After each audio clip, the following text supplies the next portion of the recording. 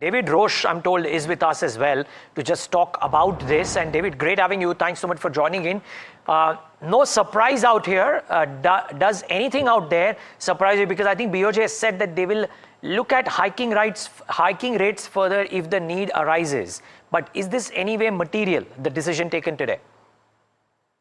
Well, it's not going to provoke a huge capital inflow into Japan if anyone thinks that, because it's too little. It's also the first step on the normalization of rates. Remember, this is a country with whose interest rates are now 0.75%, but which has inflation of 2.5% or more. So in that sense, there's a lot more work to do. The Bank of Japan is in the American parlance, way behind the curve.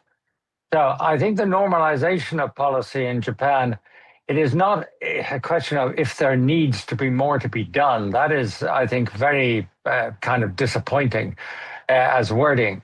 What is needed is to say there's plenty more to be done, and it has to be done if you're going to normalize monetary policy. So I would say this is the beginning of a process, but the process has not been firmly reiterated for us as investors, and therefore I don't think Japanese bonds are going to actually take this very seriously.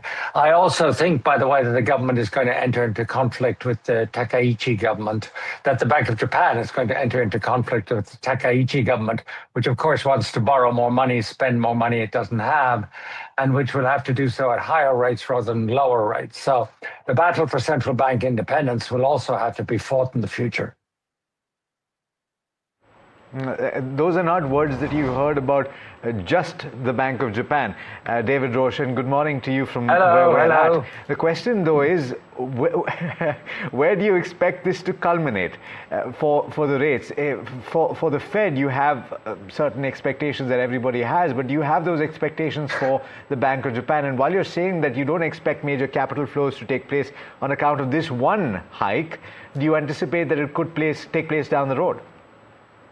Well, it could take place down the road, but I am not in the school of thought, and I may be in the wrong school of thought. I don't think that we're going to see the yen strengthen dramatically down the road because of huge capital inflows. I think most of Japan's huge foreign creditor position is long-term capital, which is not going to move about a differential between US and Japanese rates. You'll get some deleveraging by hedge funds, which have been using the yen in the carry trade. But in the scheme of things, that is actually not something that's going to reverse the course of the yen for a longer term. So that, in a sense, would answer your first question. Your second is, well, where do I come out? So fair question. Get off the fence, David Roche. I would say that the normalization of rates in Japan would probably be 1.5% to 2%.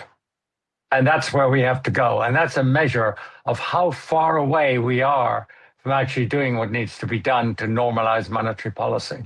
Now, I would also say that the long-term bond rates are going to equate with Germany's, because Japan has a much worse fundamental credit situation than Germany, but the German rates are 2.8% for 10-year bonds, so I can't see why Japanese rates are going to stop at 1.9%. Yeah, that's a fair point. David Roche, as always, thanks so much for taking the time. Happy holidays to you.